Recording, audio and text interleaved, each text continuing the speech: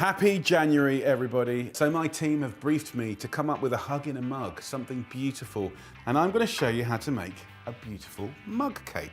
Now, interestingly, mug cakes are about the only thing that seems to be engaging my teenagers in the art of cooking at the moment. They see it on TikTok or Snapchat or whatever other platform they're sharing around, and they come up with these incredible recipes that generally never work, if I'm honest. So I thought I'd give you a delicious mug cake that does work, that's amazing. This basis of a recipe is brilliant, and you can kind of flex it to do different things at different times of the year, for sure. But let's get back to January. Look before me, lovely people. There are the remnants of chocolate from your little chocolate basket or tin. You know, it's Christmas time. There's a little Santa in gold, in green, and in red. We got little Bounties, Twixes, and a whole plethora of brands that you could use any of.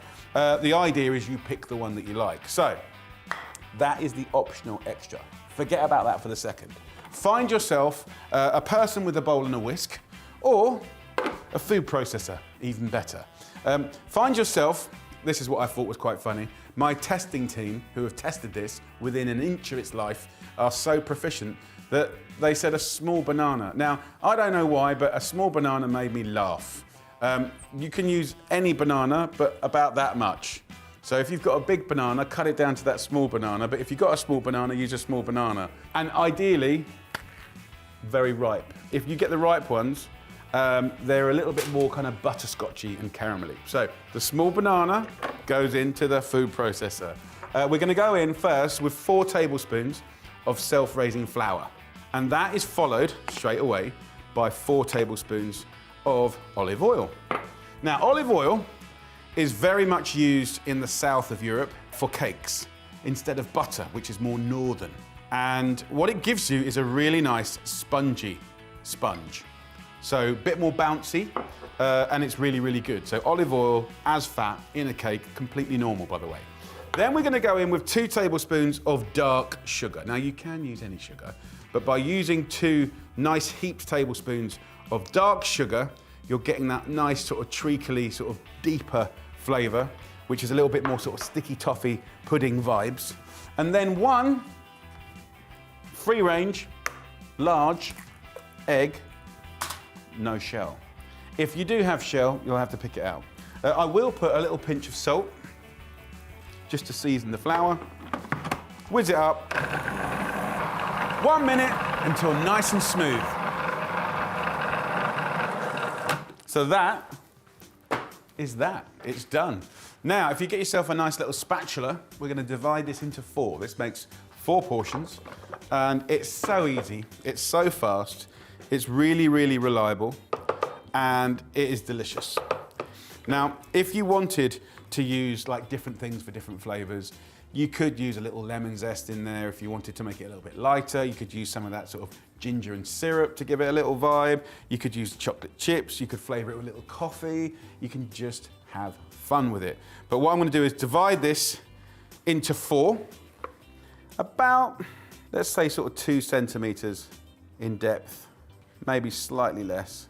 Let's cook this while I do the others. You can do this in advance. We're using self-raising flour, so that's going to make it almost triple, maybe double in size. So let's take Santa, the original one, the green one. We're going to submerge him. You could take any other chocolate that you love. I happen to be a lover of Twix. Just snap it. Right, and we're going to put that into here. So that goes into the depths of our sponge. And then we put this in a microwave at full whack, just one, for 1.5 minutes. It's that simple. You're gonna love this. If you're enjoying this, then please click the like button and give us some love. And don't forget to subscribe. Oh, and remember to turn on that notification bell so you know what's happening. Now, back to the recipe.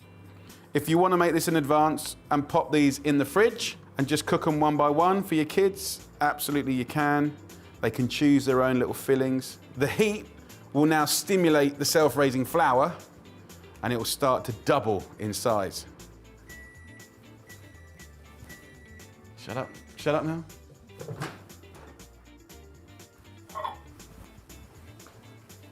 I bestow upon you a true mug cake, bejeweled by Santa, who is actually still there, who's sadly just slowly gone to sleep, and now we're going to eat him.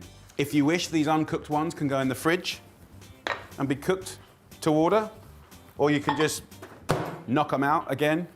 Very, very nice. But that, for me, is a beautiful thing. Served with some yogurt, served with some ice cream, served with some custard. Let's get in there. I want to show you, actually, it's a really good little sponge. I wouldn't normally use a fork, but let's just do a little autopsy on Santa here. So we're going to just take him out of his little cozy bed. Let's have a look. First of all, have a look at this. So we've got the bubbles, right? We've got that sponginess. It's soft. It smells amazing. So you've got that banana-y vibe going on, but then in the middle, you've got all the chocolates and the oozy, melty chocolate. And then all I've got to do now is eat some. It's very hot. It's very delicious. So, if you like that, kids, please share it, because if you share it and it goes viral, my kids will be really, really embarrassed, and that will make me really, really happy. Thank you so much. Now I've got a budget-friendly pudding that will put a smile on everyone's face. My store cupboard fridge cake is a brilliant way of using up dried fruits, nuts and biscuits. Deliciously decadent and comes in at a cheeky 47p a portion. Normally when you're making desserts, you've got blenders and mixers and ovens and all these different kind of gadgets. For this, we just need a pot with a little water that's come to a simmer, a large bowl, we'll put that on top, and we're gonna melt down 200 grams of dark chocolate. Get your pack, give it a slap, and then we're gonna get that into that bowl and let that slowly melt. And alongside it, 150 grams of butter. I'm gonna add just a little bit of salt, because a little tiny pinch of salt is gonna make the chocolate taste better. I have got some other treats here. So I want 1 tablespoon of golden syrup in there. We've got dark chocolate, so there's a bitterness, and it's gonna balance that bitterness to be sublime. Next up, we're gonna go 200 grams of ginger nut biscuits. So crunchiness, biscuit. You can, of course, use your favorite. So all I need to do is just bash this up to break it. So I'm just using something heavy, my pestle, but you could use a rolling pin. So just bash up your biscuits. You don't want, I just hit my thumb then. Ouch. And then, let's have a little check of this. So let's get a spatula. You can see that that subtle heat has melted the chocolate and the butter. That's all the heat we need, by the way. And mix up the chocolate and the butter. Look at the colour. Just dreamy. Shiny, dark, deliciousness. And then I'm using dried fruits, I'm using nuts. You can use any dried fruit you've got around. Apricots, you can use beautiful sultanas, whatever you've got you can use. I like just to chop them up a little bit. I like little subtle hits of it instead of a big old chunk. Then the peanuts. You want to use different nuts, things like almonds, walnuts, and then our ginger nuts go in. Now I'm just going to save a little bit back. So these 2 chunks I shall keep for a little bit later. Here, marshmallows. My kids go completely wild for these things. I'm just going to use the knife just to kind of make it go further. Once you've had a good old mix up, what I'm going to do is get a bit of greaseproof paper. Just run it under the tap. It makes it soft and pliable so you can get it into all the corners of the mould and just pour in your beautiful chocolate like that into all the little cracks and crannies. Push it right into the edge. Just guarantees that it just comes out nice and easy. No dramas. And what I love about this principal recipe is you can really go through your cupboards and your drawers and get little bits and pieces and add different things that you love to this mix. So whack that in the fridge until it's set. A few hours to do it.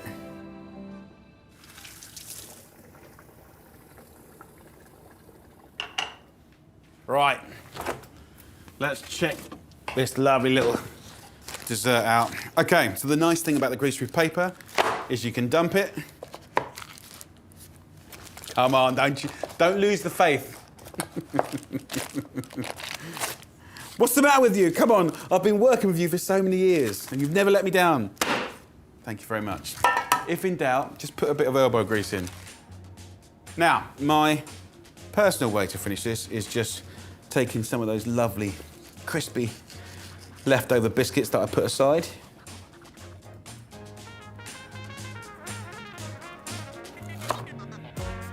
Look at that. That's pretty special. So there you go. Probably the most humble, fun, simple dessert come sweet treat come biscuit. I don't know what you want to call it. All I do know is if you take a little bit, it's very good. I'm getting the bounce of the marshmallow, the hit of the peanut. It's the simplest thing on earth, and you can have real fun with it. I will never get bored of that. Come on! My Moorish fridge cake is a great way to use stuff up while keeping costs down.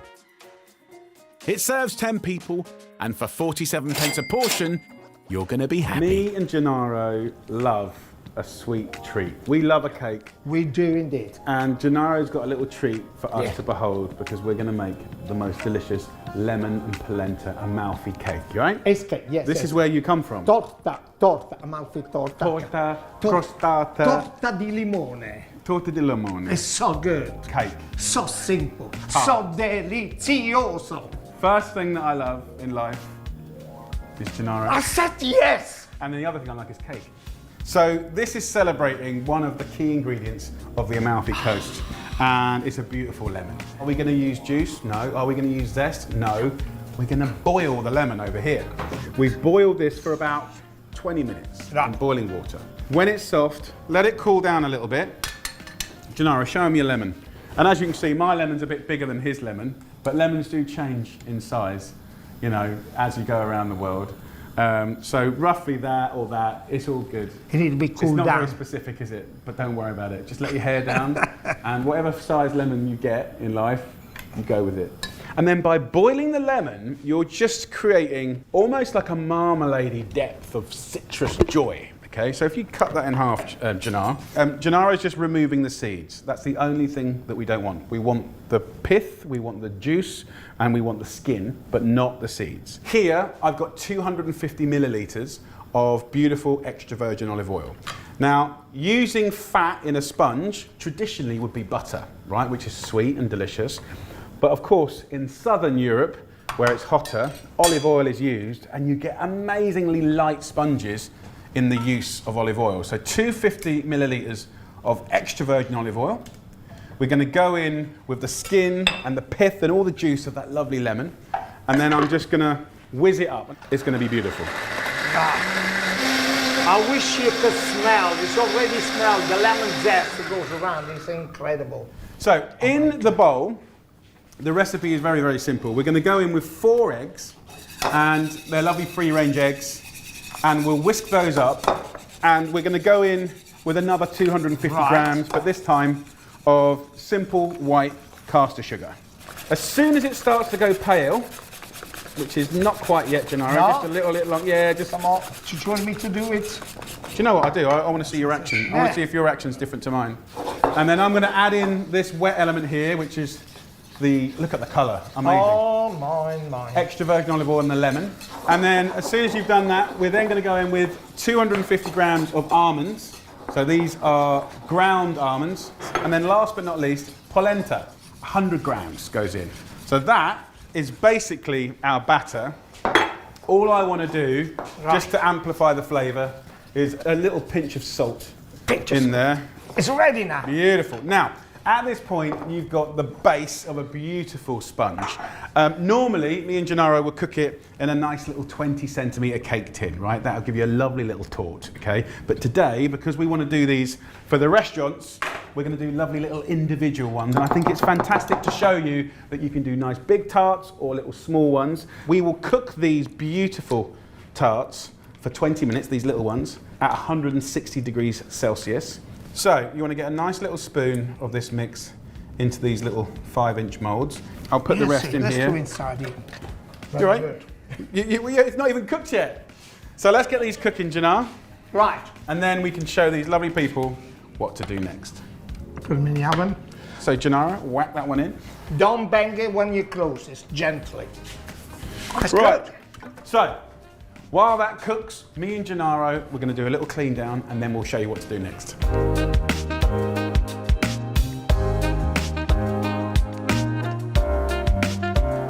While our beautiful sponges cook, we have got some beautiful tartlets already cooked. And you can see they've got a nice bit of colour and they're cooling down on a cake rack. So Gennaro, talk to people about one of the kings of the dairy world, mascarpone cheese. It's a base for all kind of tart, also with pasta, with lasagna, with so and so and It's so. kind of like the Italians' version of clotted cream. So in that mascarpone, we're going to put some of this beautiful vanilla paste. A little yogurt is a nice kind of acidity to work with the richness. I love yogurt. That just loosens up the mascarpone and takes it a little bit further.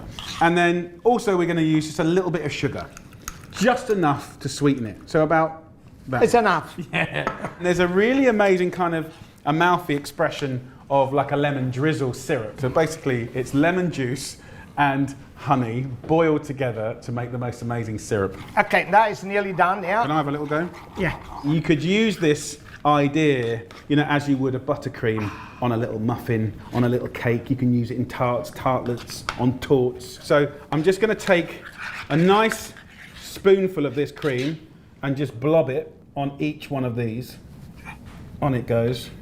Lemons, everything was to do with the lemons. You have a coffee in the morning and you have a lemon inside. You have a sorbet with the lemon, you have an ice cream with the lemon, you have a tart with the lemon like we do. This one, you mix lemon and ricotta, that's fantastic. Little bit vanilla inside, just water and lemon, just a squeeze of a lemon in a glass. Lemon with pasta. Lemon pasta.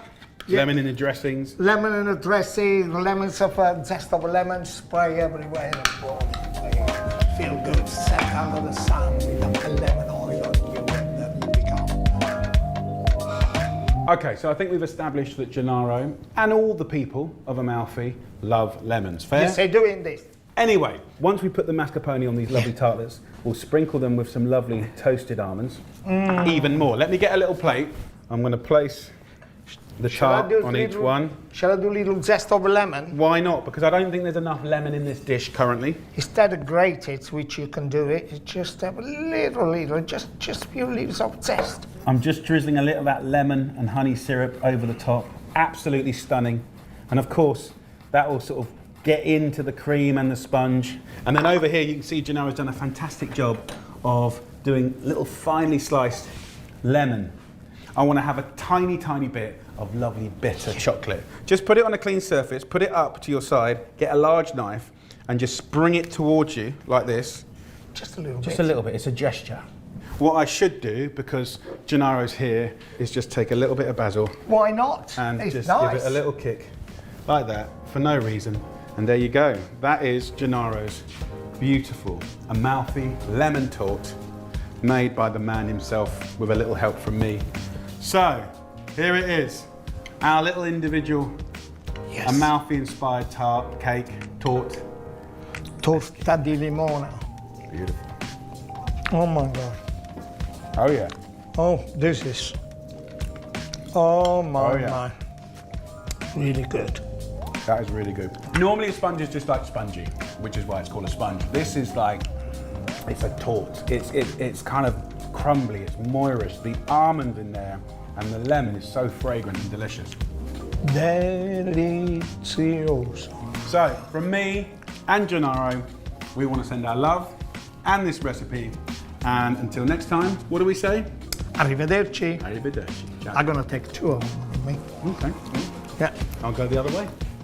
I'm going to give you the most incredible chocolate cake. It is so easy, so delicious. It's going to be crisp on the outside, oozy on the inside, and it's going to make you happy for sure. Now, here's the thing. There's not as many eggs as usual around, so I've literally rewritten the recipe now without eggs. This is an eggless chocolate torte, cake. It's going to be amazing. You love it. I'm not sure what it is yet, but it's good. So, here we've got 200 grams of butter, 200 grams of chocolate, 200 grams of nuts. Now I'm using hazelnuts, but it could be almonds, it could be pecans, it could be cashew nuts.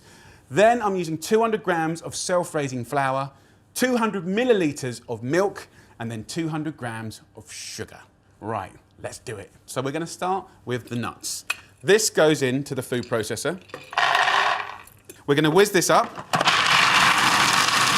We got 200 grams of chocolate and break it in. Super easy. In it goes. Then we can go in with the butter. Then the flour. A pinch of salt, important. And then 200 mils of milk. And then 200 grams of sugar. So all of it goes in. So, all done. Just clean up the edge. So I am going to just take a little bit of greaseproof paper. This stops the sponge sticking to the tray. Now, if you haven't got this, a bit of oil of any type or butter, right? Give it a good old rub up, right? Like this. And then take a little bit of flour, like that. And you can make your own non-stick tray by shaking this around. There ain't nothing sticking to that. Your own homemade non-stick, okay? Adjusting, ducking, diving. That's what we're doing. So, scrumple up this, like that. Unscrumple it. Put that in our tray. So, in we go. Now, like any cake, if you wished to pimp your ride, you can. You can put a few dried fruit bits in there. Sour cherries are particularly good with chocolate, but of course it could be raisins, apricots, stuff like that. You know, things like tinned pears, delicious. Come on, you know, little, you know, flakes of nuts. Just feel that you can kind of embellish this a little bit. So look, get all of that sponge out of there. Sort of just shake it down like this into the corners. Look at that. Equal it out, every last bit, and that, my friends, is it. So that's going to go in the oven. Now the oven is at 180 degrees Celsius, and I'm going to put it in the middle of the oven for 18 minutes exactly if you want it nice and oozy. And then I'll show you what to do next. But I'll tell you one thing, it's going to make you happy. Yes, it will.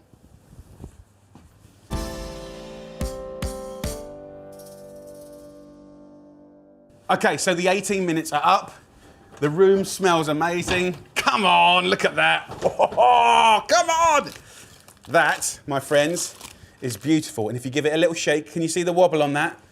So that is a good sign. So you can see that it's crispy and spongy here and a bit softer and oozy here. Right, let's do this. So as I take it out the tray, it's going to crack and smash up. Look at that. Absolutely gorgeous. And what you can do is just get a little bit more chocolate if you've got some around. Someone will definitely have a stash. And just grate some chocolate on the top. And that will just melt in the most beautiful way. Okay, so let's serve it up. Look, it's almost like a hot pudding now. And I just take the spoon like that, get under it. Gorgeous. You see how oozy that is? Beautiful. And then a little bit of yogurt. I think the fresh yogurt with the oozy chocolate is really nice. And then if there's a bit of that old chocolate again, we'll just have a little grate up. So there you go. Come and have a look at this. So look, it's firm there, kind of almost chocolate ganache custard there. Ripple that with a little bit of the yogurt. Come on, Eileen. Oh yeah. It's so easy, and for times like this, that is going to put a big old smile on your face. Happy days. This pancake-thin cheat Swiss roll needs minimal cooking for an utterly decadent dessert. Here we have 200 grams of lonely carrots. They're often reduced at incredible prices, so the food processor is doing all the hard work here. So in we go, then 100 grams of soft brown sugar. Then we're going to go in with 100 grams of self-raising flour. That's going to make it fluffy. Season it with a little salt, 3 free-range eggs, and then half a teaspoon of cinnamon, because I like a little bit of spice with the carrot. So I let it whiz up until nice and smooth. And here, I've got a baking tray. So that's 40 by 25 centimeters. I've rubbed it with oil and just lined it with greaseproof paper. So turn that off, then just pour that onto the tray. And then in the oven we go. It's preheated to 180 degrees Celsius, which is 350 Fahrenheit, and we cook it for 12 minutes exactly. Meanwhile, get the filling done. So I want 50 grams of white chocolate. Crack it up. We just pop it in the microwave. Normal medium heat. Give it a little blast for like 10, 15 seconds and just let it nicely melt. This is what it looks like. Now, we've got 200 grams here of cream cheese. And what I've noticed is if you go for the branded stuff, it's about 165 grams. And if you go for the non-branded stuff from the supermarket, it's 200 grams. And it's a good price as well, much cheaper. Mix in that cream cheese with the white chocolate. And then, funny enough, a really good friend of white chocolate, lime. Honestly, it just works.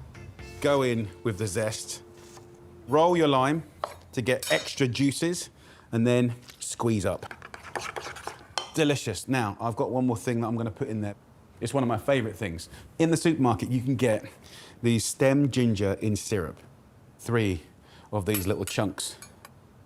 Chop them up, little bits, big bits. They're chewy. They've got a heat to them that is particularly delicious. And of course, sweetness. I'm going to steal a little bit of that syrup. We don't want to waste that. And let's stir it through. Come on. Beautiful combo. So with the sponge a few minutes away, get yourself a clean tea towel and grab just a little bit more sugar. Shake it onto our tea towel here. You don't need that much. I'm going to get our sponge. It's looking pretty good to me. Just do a very confident flip out. So 1, 2, 3. The greaseproof paper here, it should just do its job. There you go. Pop this over like that. While it's warm, roll this up quite tightly. So if we just let it cool down sort of flat, then when we go to roll it up as a roulade, it's going to crack, split, and break. So it's had about 15 minutes to cool down, then we can unroll this little baby. Take this beautiful filling, get it all in there. Cut right to the edge. Then get this tea towel. I'm going to roll it up again. Try and make it quite nice and tight. It's really easy. Get yourself a nice little board. Then take the stem ginger syrup and just have a little drizzle up. So the reason I've done this is for flavour. You're feeding the actual sponge and it's fantastically sticky because we want to stick something to it. Oh yes, we're going to stick this white chocolate. Side of your thigh, scrape it evenly towards you. It's very satisfying and very simple. And then just let it fall. It does look like you've made more of an effort than you really have. And then the last thing I'll do, I'm gonna steal a bit of zest. Long strips of that lime zest. Gorgeous, zesty smell. There you go. That is a slightly eccentric, bonkers expression of a carrot cake. I love it. Let's have a little try, come on. I have to break it. I don't want to break it. It looks so nice. Let's go for this here. I'm going to share with you the most delicious recipe for an afternoon tea layer cake. It's the simplest recipe ever. It all happens in one tin. You can do it for a family, afternoon tea, for a dessert. It's delicious. And it's a recipe from my brand new book called One, where every single recipe is made in one tray or one pan. So it's great for people that love food, that like nice and simple things and not too much washing up, okay? So that's the whole vibe. Tinned custard. Yes, you heard me right. Tinned custard is the flavor of the 80s and all those incredible sort of trifles and blancmanges and stuff like that. Strawberries, it's really good to do this in season when the strawberries are really, really good. And chocolate, of course. And we're gonna use scones that I've toasted.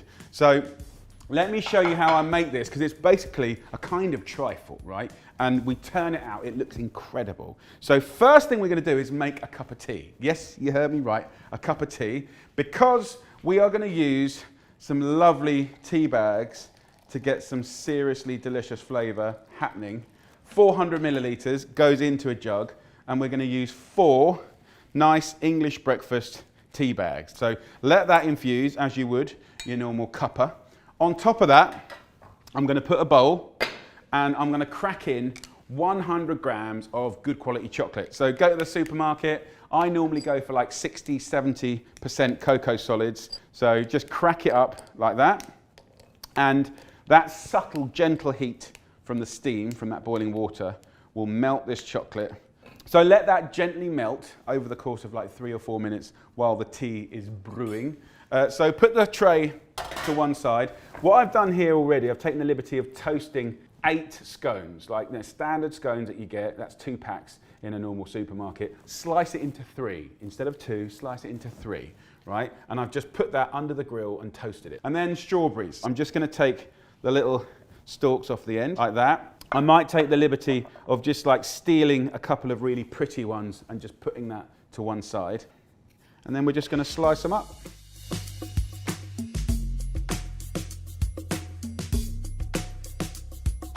You don't have to do it, but if the strawberries aren't quite as sweet, then you can just put a little thimble of icy sugar like that, and that will just pull the moisture out and they'll start to shine and they'll be utterly delicious. So just mix up the chocolate, and that's nearly done there. The tea is brewed, so we can remove the tea bags.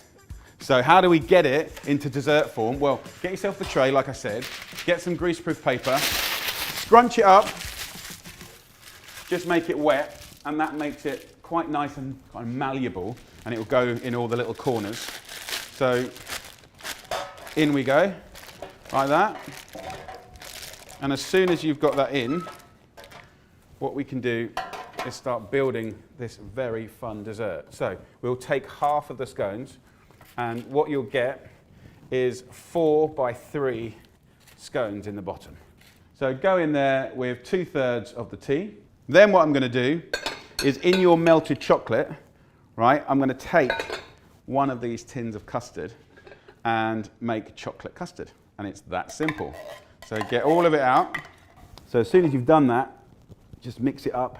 It's the easiest chocolate custard you could do. So in we go with the chocolate custard. Get all of it in there, every last bit.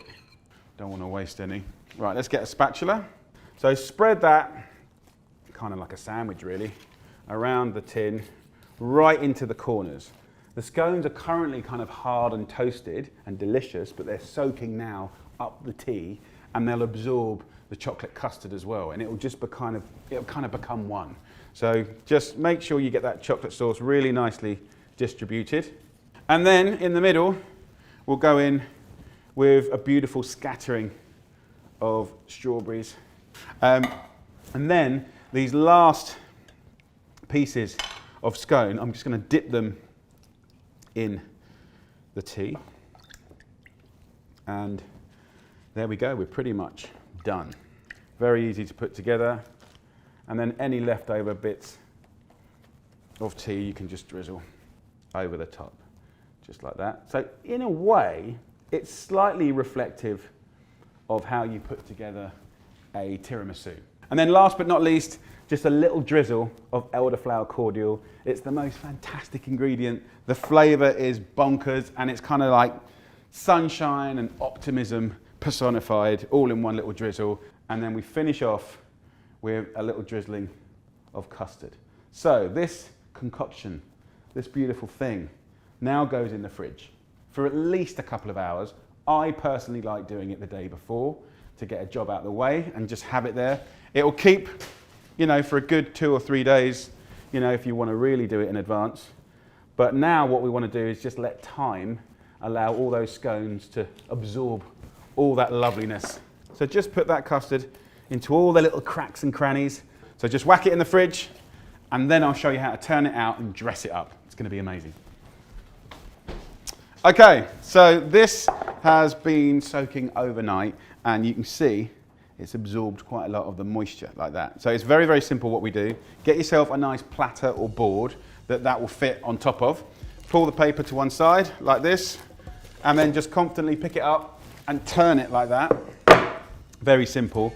There's not really much that can go wrong because we've got the greaseproof paper. Now, if you look through there, it's like a kind of stained glass window, and it's lovely to see the actual custard and the chocolate. We'll just pull that back like that. And it's just, you know, messy gorgeousness. I mean, even that wants to be licked. Yum.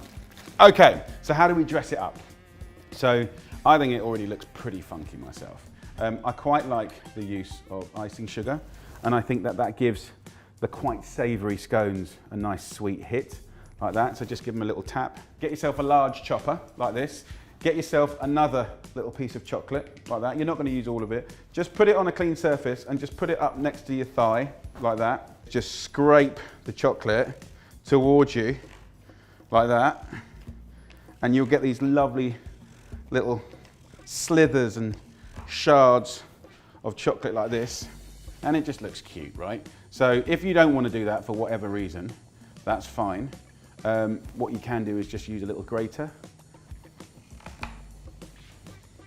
But look, it's a nice little texture, and it really is easy. So on top it goes. So I'm very happy with that. All I would do now is take a couple of little strawberries and just use those to pop around. So there you go, lovely people. One tray, one book, and one beautiful afternoon tea layer cake. Right, let's have a little portione, just so I can show you what's happening on the inside. I mean, that could probably serve quite a lot of people.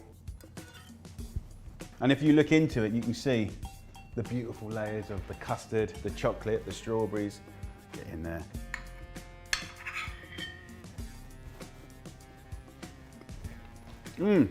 I love it. Super simple, all done in one tray. So there you go, guys. That's the most delicious, simple dessert that you can do in one tray. From my brand new book, One, where everything is either cooked in a pan or a tray, and there's loads of beautiful recipes, breakfasts, brunches, lunches, dinners. Look it up, it's in bookshops or online. Until next time, take care. Lots of love. So today is a very, very special day. It's little baby Petal's birthday. She's 11 years old. I haven't got everything that I would normally have to do a birthday cake, but the fundamentals are here. It's an amazing chocolate cake that is so simple, so reliable, so delicious. Now let's just start the story. I've got some golden caster sugar here. I only had 130 grams. I've literally run out of sugar, and then I made it up with 70 grams of icing sugar. So it doesn't matter if you go from white sugar, golden sugar, icing sugar, it's all good, guys. So 200 grams of that. Then I've got 200 grams of butter going straight in. In this pan, I've got an inch of water, and I'm bringing it to a simmer. Just put a bowl on top of that. Don't let it touch the water. And we're going to melt the butter, the sugar, and the chocolate. Normally I would say 70% cocoa solids, but guys, 200 grams of the best chocolate you can get your hands on. Although I kind of got a feeling that there's a fair amount of chocolate in the cupboards around the country. So let this melt for about 5 or so minutes. Give it a stir every now and again. It's going to be amazing. While that's doing its thing, I have a little heart-shaped mould. I want to show you how you can make it so that the sponge does not stick to the tin. Now you can get some greaseproof paper. I haven't got any. That little bit of leftover butter, just rub that generously around the edge. A tablespoon of flour into this, knock it around, and you see how it's sticking to the butter. And that will protect your cake. Give it a tap out. So that is ready and raring to go. The next stage, we're going to add to this bowl the chocolate. So have a look at that. The butter, the chocolate, and the sugar has all melted. All of that chocolate goes in, every last bit. Use a spatula for this, guys. So after a couple of minutes, this chocolate mix would have cooled down a nice little bit. We're going to add 6 eggs. Crack those in, and then we'll go from a spatula to a whisk. So I'm going to stand up for this. It's now going to do beautiful things, right? We'll whisk in that first egg, and then we'll crack in the second.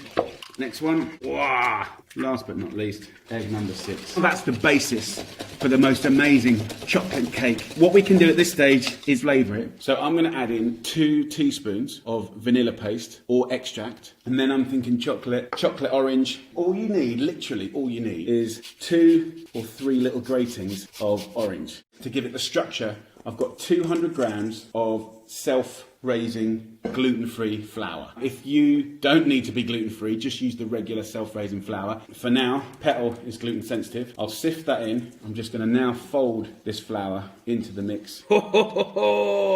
Chocolatey gorgeousness. And I'm going to pour this into our mould. We will bake that for about 50 minutes at 160 degrees Celsius. And then I'll show you what to do next. So I now have a new cameraman, and that's little Buddy. Come around here, Buds. Mum's gone to do some jobs. River's running around, so it could go into chaos now. But the buttercream part of this recipe is very, very simple. So, bro, back to your posts. So I have melted, in the same fashion, over a little water bath, 200 grams of chocolate again. Just get right, be really curious, Buddy. I've just used any chocolate I can get my hand on. Sit at the end if you want. Come sit here. Yes. Dad, can I have a little bit of lick? Yeah, you can have a lick in a second. 200 grams of icing sugar. Then we're going to go in with our chocolate here. Dad, can I have a lick of chocolate? Are you going to be a good boy? Be a good boy, I know. I'm going to go in with 200 grams of butter. I was going to, yeah, Buddy's so jealous right now. I'll have a bowl. No, that's all I've got. That's all I've Can I got. have the bowl? You can have the bowl. There you go. That's your bowl. You can have that later. So I need actually a spatula, but that's got spit all over Let's it. go get some. Let's go get Can I have a spatula? River Where should I sit? is like chaos. So now what we're going to do is just mix it all together. I want chocolate. No, there's a camera, darling. There's a camera. I got chocolate for me. A little pinch of salt. Okay, so guys, that is the buttercream. Yes. Guys, come on. Just let it cool down.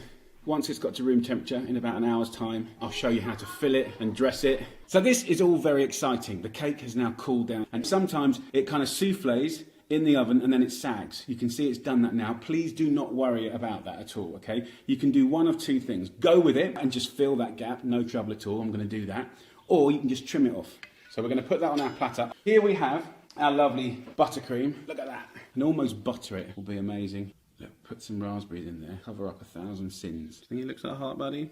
Oh, yeah, it looks like a heart. Let's try and get birthday right. Put that chocolate up to your side. Get a flat knife and just drag it towards you. All the little folds. So Jules, we're done. That is so. That is amazing. Yes, you can go mad. So there you go. Lovely birthday cake. Breathe. What do you reckon, Pets? It's really good. You like It's it? so nice. Every house in the world deserves a go-to delicious chocolate cake recipe for those special occasions, birthdays, parties, you name it. So I'm making this for my boy River, who is a chocolate aficionado. And if he likes it, you're all gonna like it. This one is a Chocky One Tray Wonder. It starts off with a beautiful, light, fluffy chocolate sponge. It's very easy to do. We're gonna use a food processor. This is brilliant because it takes all the whipping out of it. But if you've got a spatula and a whisk, you can just do this in a bowl. So 250 grams of beautiful butter, 250 grams of icing sugar. Put that in like that. And we'll whiz that up. Get yourself 4 eggs. Looks like we've got special effects. 4 lovely free-range eggs.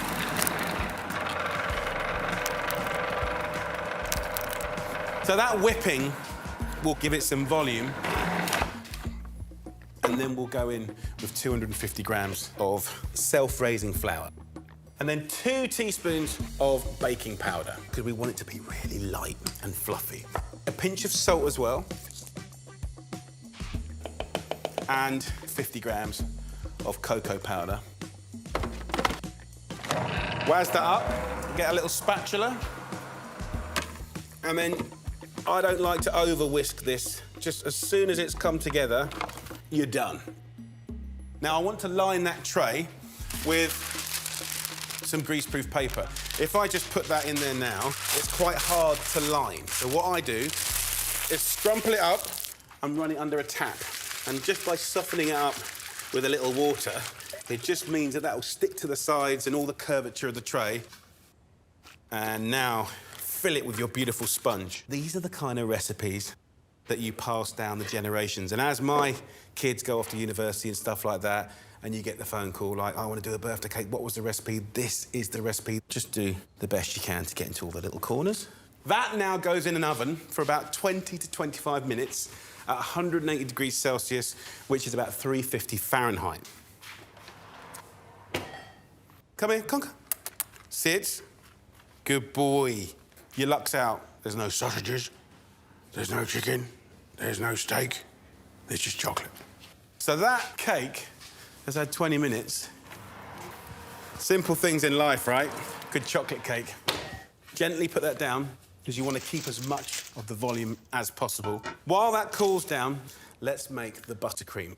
200 grams of butter going into the mixer again, and 150 grams of cream cheese just gives it a silkiness and a freshness that I absolutely love.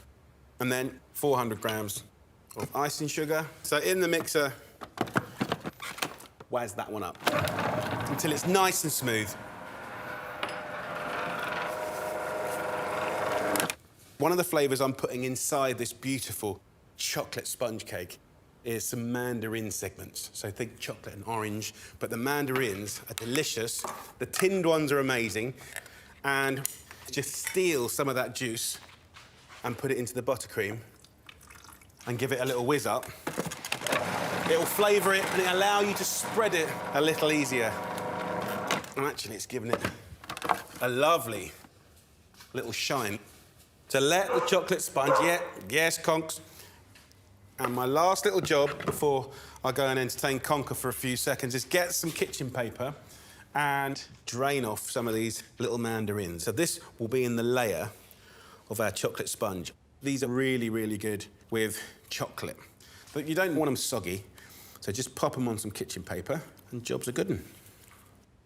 Let that sponge cool down a little bit more and then I'll show you how quick it is to put together. You're gonna absolutely love it. Come on, Conker.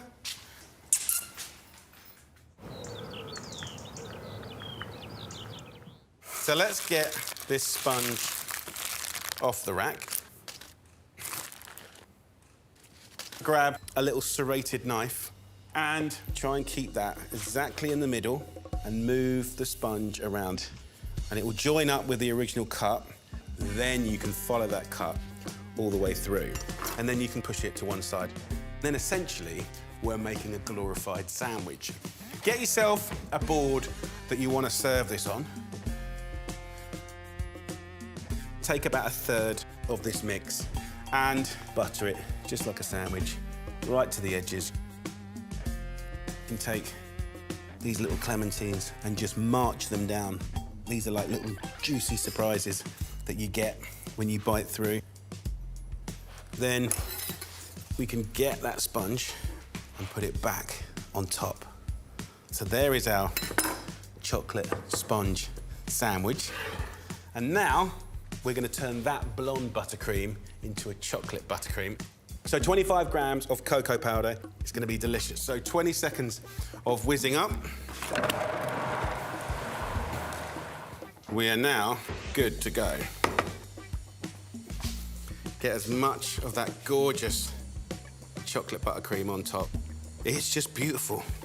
And until I got my dog, I didn't realise you couldn't give him chocolate. It's a bit of a shame, isn't it? They're missing out badly, but push that chocolate buttercream to the edge. Look at that. Oh, that's delicious, right? Don't tell anyone I had a little taste. And then, of course, if it's a birthday cake, you can put your candles in and all that sort of business. It'll be lovely. Yum.